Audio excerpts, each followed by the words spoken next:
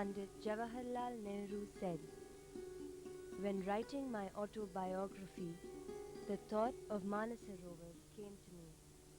That thought had been hovering in my mind for many a year.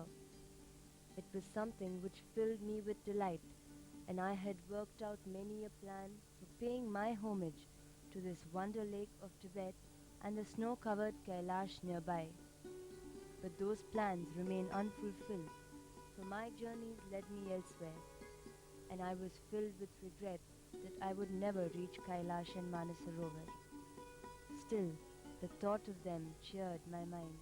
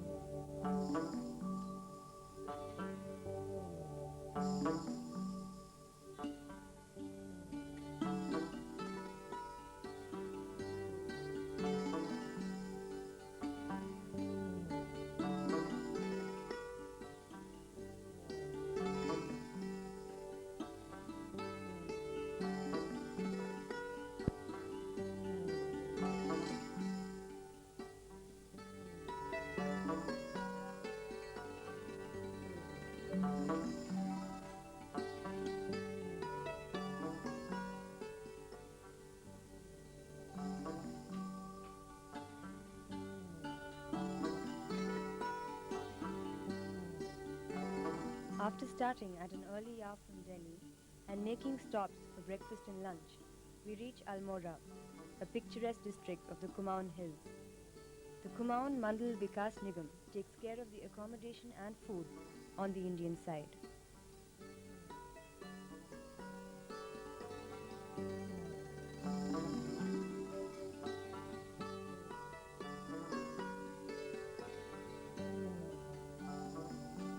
The second day is of bus travel till we reach Darchula by late evening. Darchula is a unique place as it is a tehsil town shared by two countries, India and Nepal. It is divided by the river Kali running in between.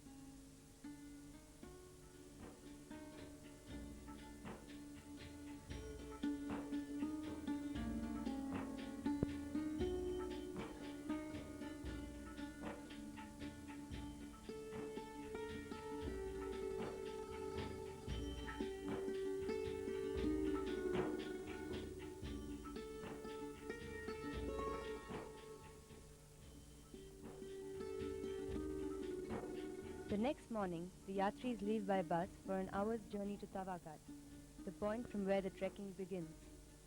The initial 4 kilometers are a steep climb known as Tanedar Chadai, so named due to its nature.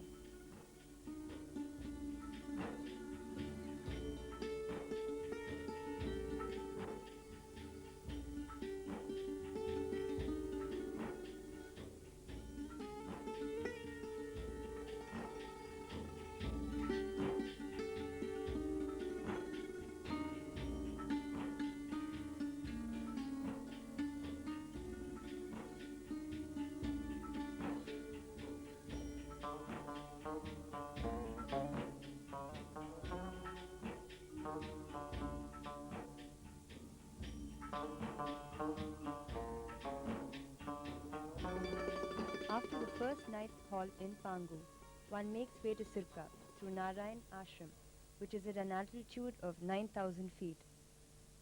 It was founded by Narayan Swamiji, hailing from Karnataka, in 1936 during the British rule for the upliftment of the Bhotia people.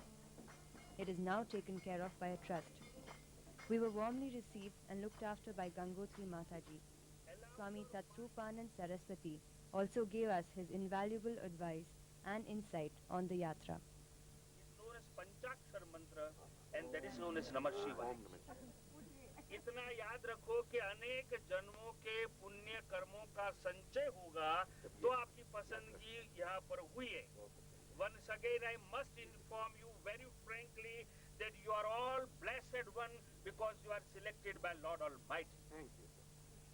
क्योंकि ये कैलाश मानसरोवर की यात्रा में जाना सबके हाथ की बात नहीं होती.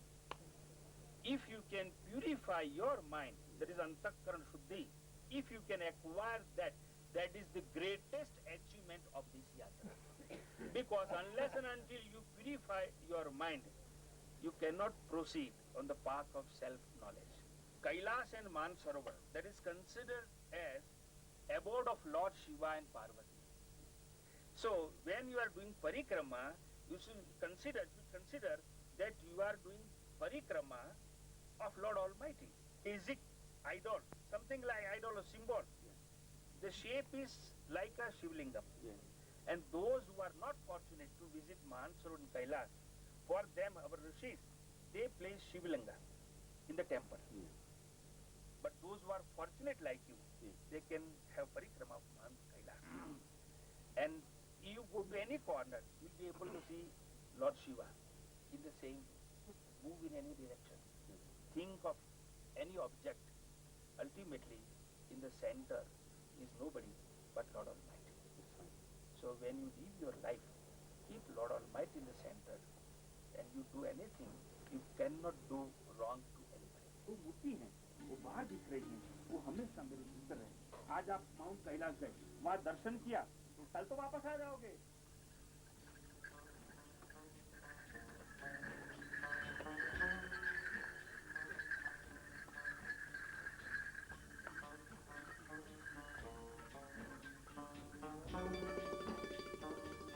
After Narayan Ashram, there is more or less level ground for the path to Sirka, which is a small village inhabited by the Vyas Bhotia people.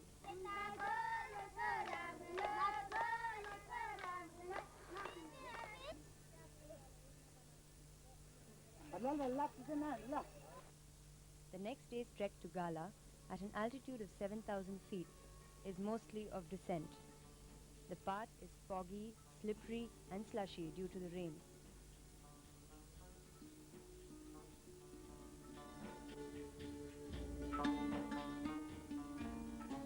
One comes across some beautiful natural wonders throughout the journey.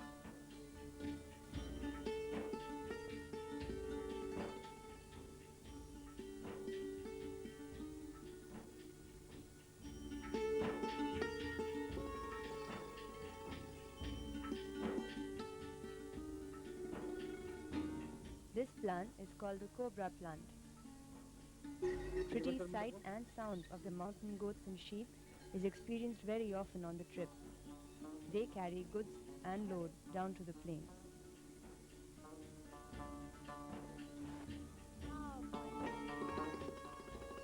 We reach Rangling Top at a height of 10,000 feet.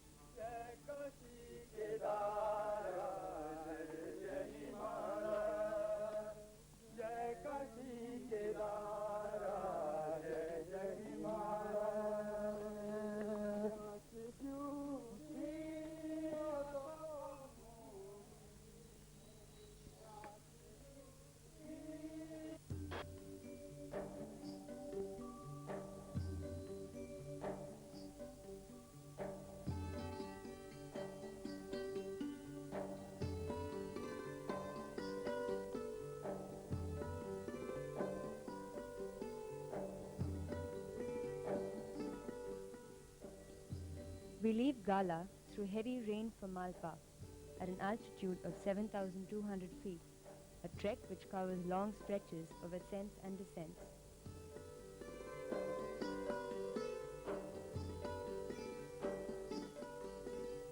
The trek included 4,444 stony steps and some stretches which are hard to negotiate.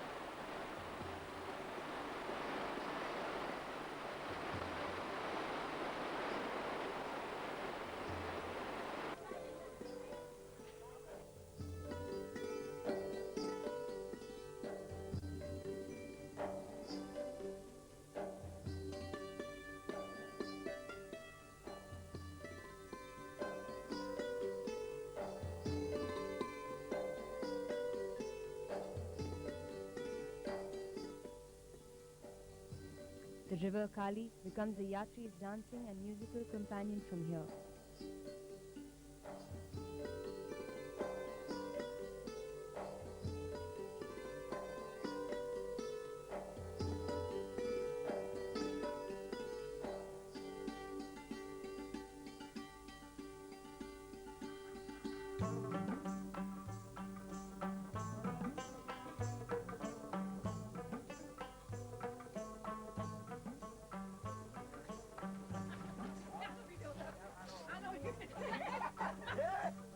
The fifth day brings the pilgrims to Buddhi at 8,500 feet.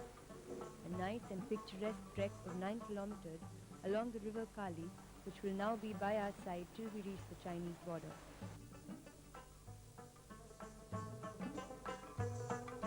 The path is narrow at some places, less than 2 feet in width.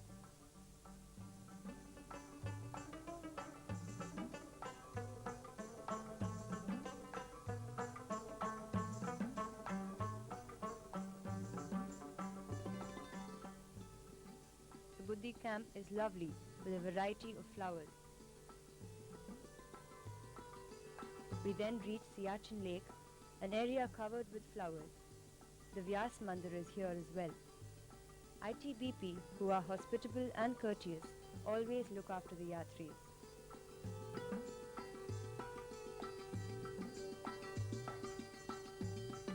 We also saw a glacier on its way down.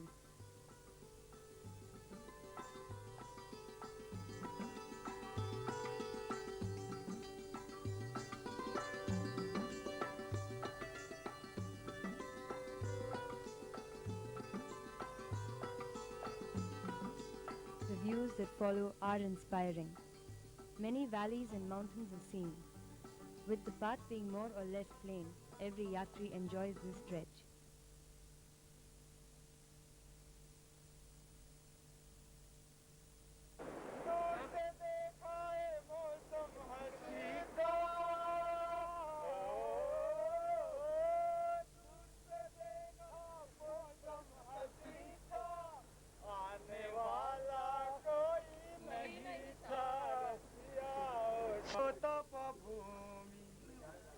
Shiv जी को निवास जय जय हिमालय बद्रीनाथ ओ जय जय हो बद्रीनाथ ओ जय काशी केदार जय जय हिमालय ओ जय काशी केदार जय जय हिमालय ओ यमुनोत्रा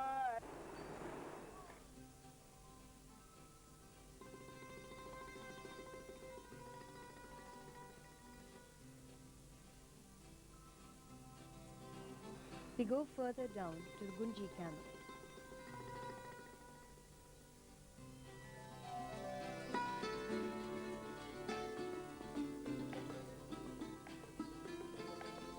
Here, all the yatris must go through a medical checkup in order to proceed further on the yatra.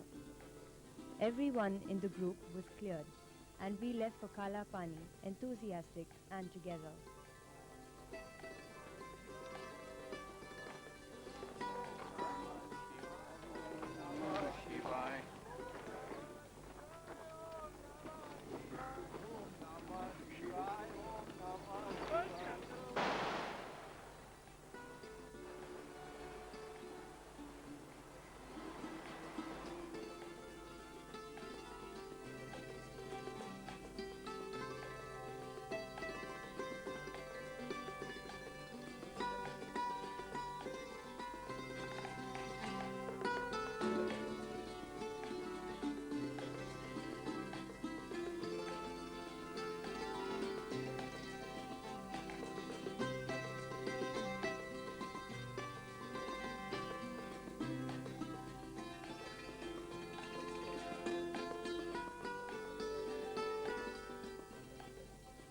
A 9-kilometer trek over comparatively smooth terrain led us to Kala Pani camp. There is a lovely temple of Ma Kali and Lord Shiva here. The river Kali originates from somewhere below the deity. It was an ideal place for a bhajan session.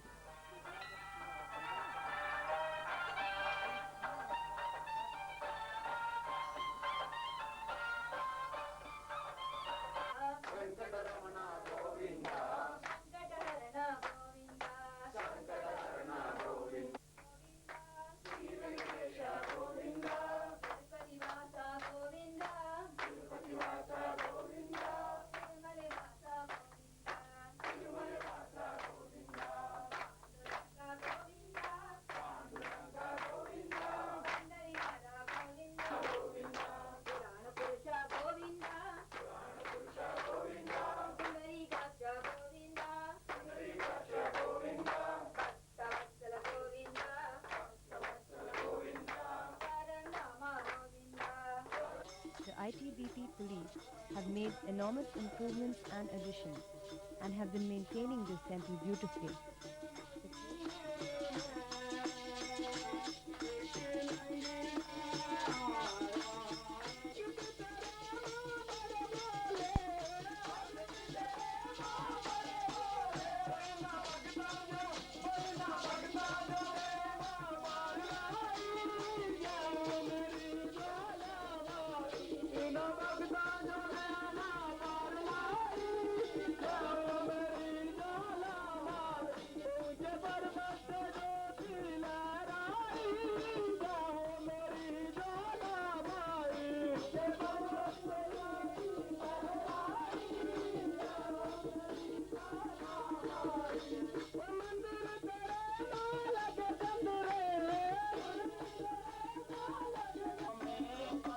The cave seen on the mountains is known as Vyas Gufa.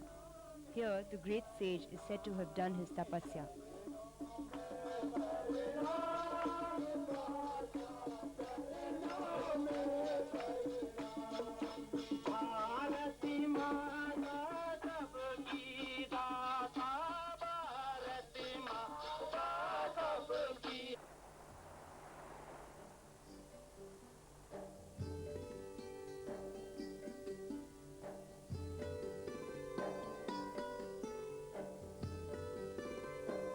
After Kalapani, at a height of 12,000 feet, we reached the last camp on the Indian side, Nabidang.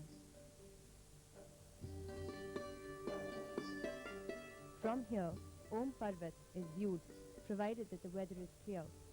A natural snow formation of Om is witnessed on the mountain. During our visit, however, the mountain was partially covered with clouds, and hence the Om could not be seen clearly.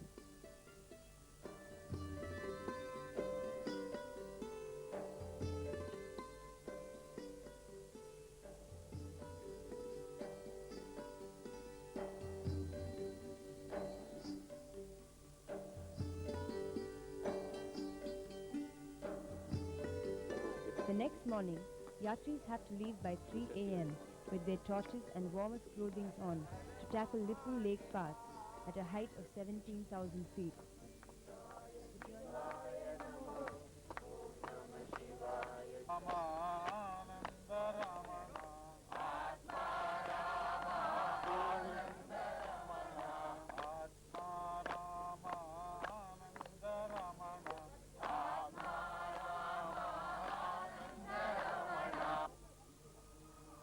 The journey during the cold, dark, early morning hours through rivulets, rocky terrain and snowy surface was quite tough and tedious.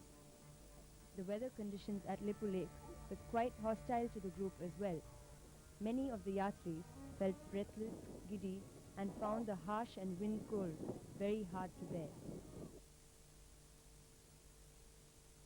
After walking through the snow and going on the pony for about 8 kilometers, the Yatris are taken by bus to Taklakot town, called Purang in Tibetan. Formalities like customs, currency exchange from dollars to Chinese yuan are completed and the preparation for the parikramas are made.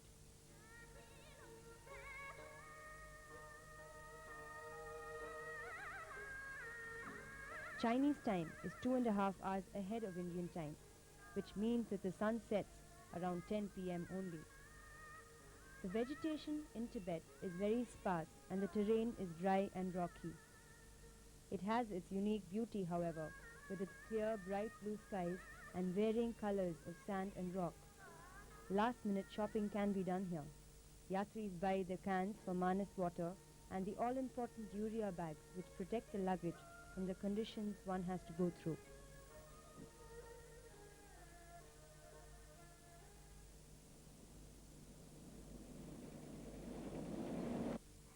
Mount Kailas is located within the southwest corner of Nagri, the westernmost province of Tibet. A long bus ride brings us to the first view of Kailas and Rakshasthal. Rakshasthal is where Ravana of Lanka is said to have done penance to invoke Lord Shiva.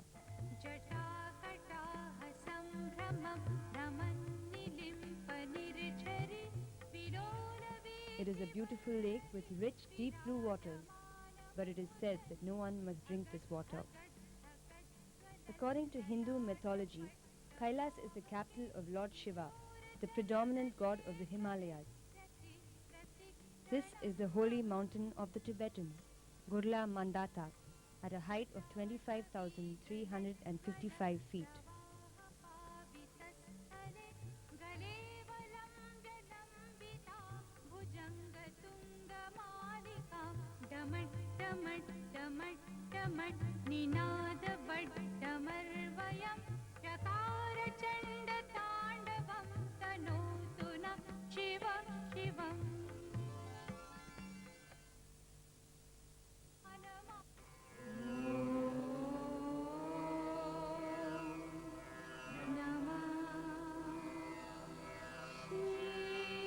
The Manasarovar is the holiest, most fascinating, most inspiring and most famous of all the lakes in the world.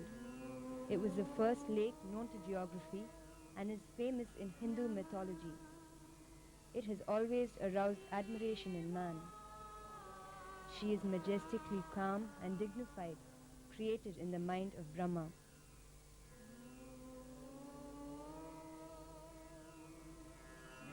In the Mahabharata, Mount Kailas has been named as Hemkut, the abode of Lord Shiva, Goddess Parvati, and the god of wealth, Lord Kuber. The parikrama around Mount Kailash starts and finishes at Tarchen, a small wind-blown settlement at the base of Mount Kailash. From Tarchen, the first day's parikrama begins early morning with the luggage and some yatris riding the yaks. Yatris do often fall from the unguided yaks, which just go their way as they like, when they like. However, none in our group sustained any serious injuries.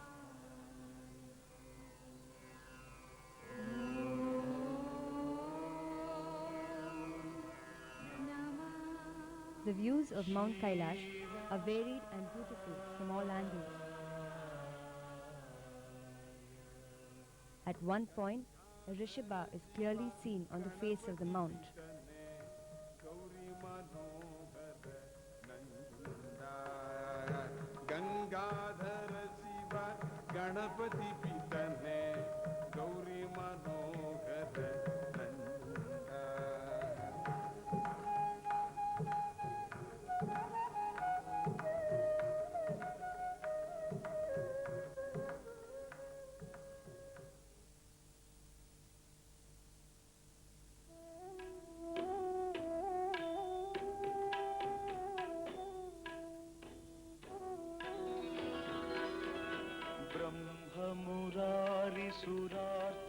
The holy Mount Kailas, since it became a mystical power in people's minds, has been a symbol of relief from suffering for generation after generation of believers. The historical and great epics and works of Kumara Sambhavam and Meghadutam, Skanda Purana, Ramayana, Bhagavata all describe Mount Kailas and Lake Manasarovar in their splendor.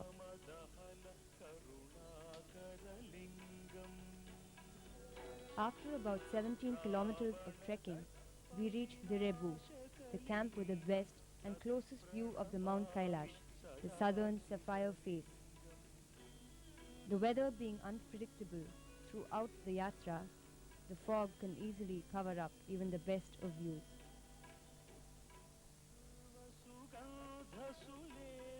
The second day of the parikrama is the toughest, with a trekking distance of 25 kilometers. The Vajrayojani cemetery, where bodies of pilgrims and lamas are buried or sometimes strewn over, contains mementos of the dead person, like clothes or hair that is left behind at the site.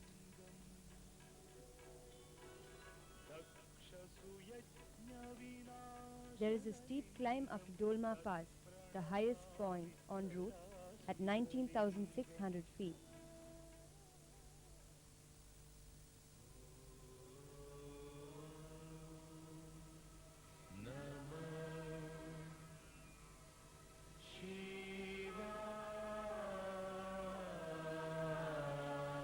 The puja is done from here, Dolma is the Tibetan word for Tara Devi, Lord Shiva's mother.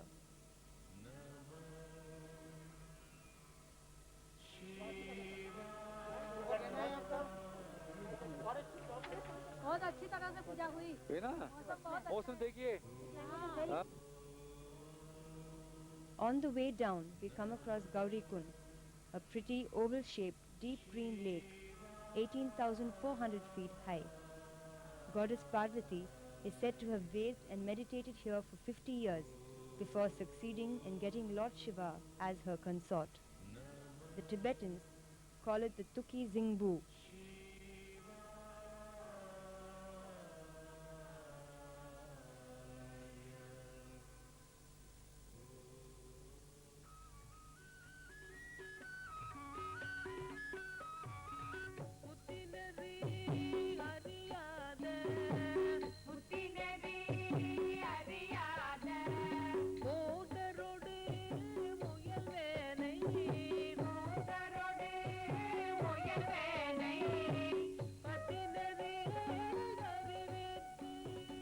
We then cross a glacier on the way down, and it is a long walk until we reach Zongzerpu. The next day's trek back to Tachen is an easy one of 9 kilometers. See this boy taking my photo.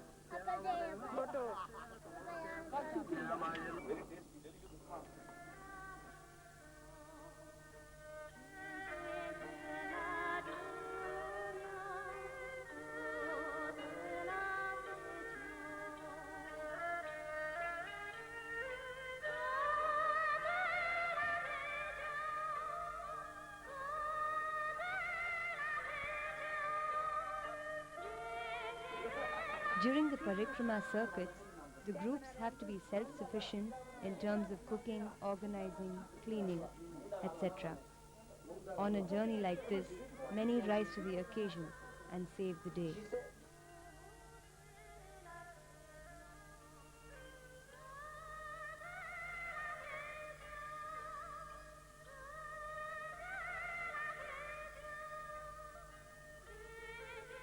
We are then transported to Hore, the camp from where the Manasarovar Parikrama begins.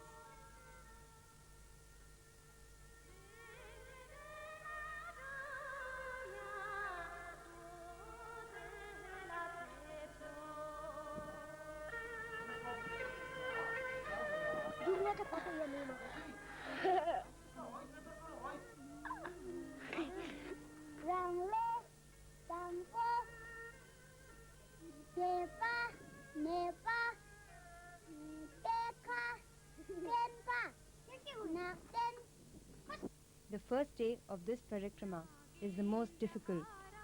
45 kilometers of walking, but the beauty and constantly changing colors take the fatigue away.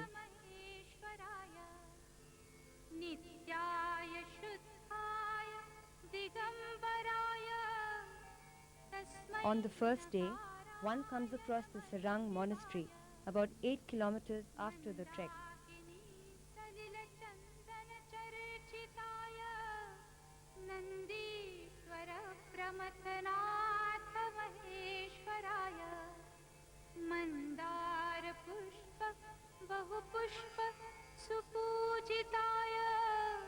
The Ramayana, Mahabharata and all the Puranas in general sing the glory of the Manasarovar.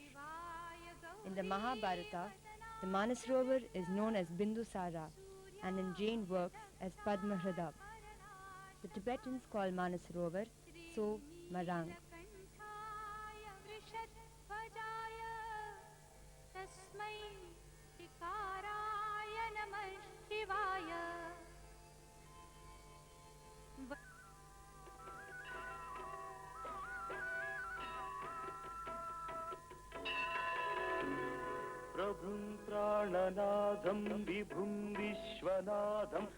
At a few points, yatris have to cross the streams and rivulets by ponies.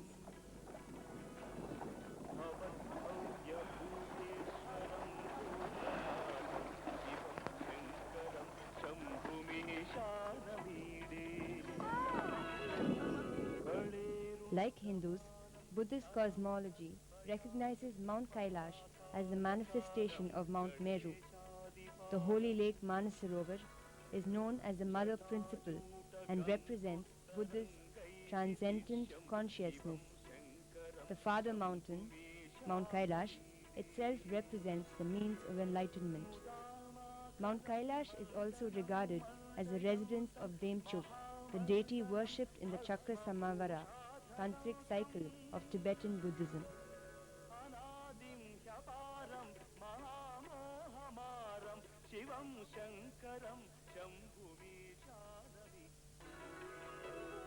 शरच्चन्द्रगात्रं गणानन्दपात्रं त्रिनेत्रं पवित्रं धनेशस्य मित्रम्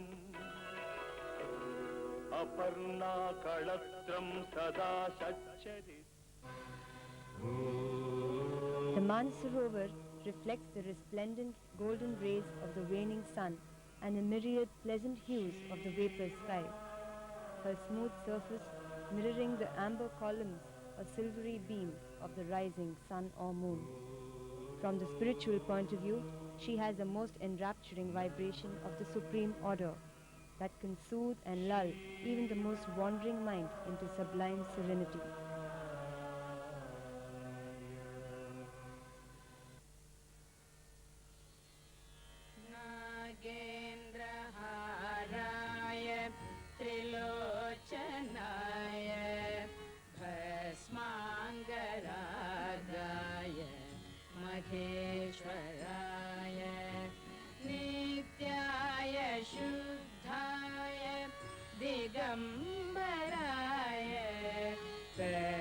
The camp reached, Chugu is the most fantastic one, situated right on the bank.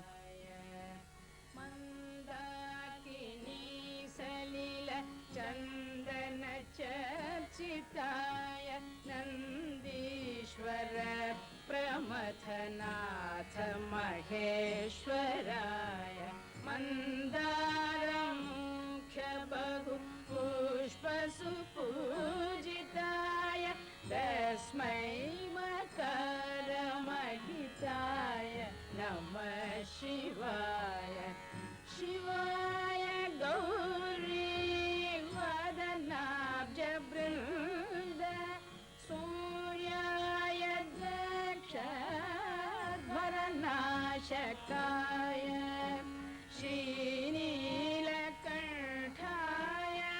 वृषध्वजाय तस्मै शिखराय नमः शिवाय वसिष्ठपुं. Magic waters of Manasarovar are always calm, serene and shining. The colors keep changing all the time. Sometimes blue, sometimes green, sometimes many colors are seen at the same time in different parts of the lake. The next day's trek is of 32 kilometers and brings us to Zaidi. The atmosphere in these places, where Mahatmas, Rishis, Yogis and sages live or have lived in the past, is full of subtle vibrations of their tapas and hence forever sanctified.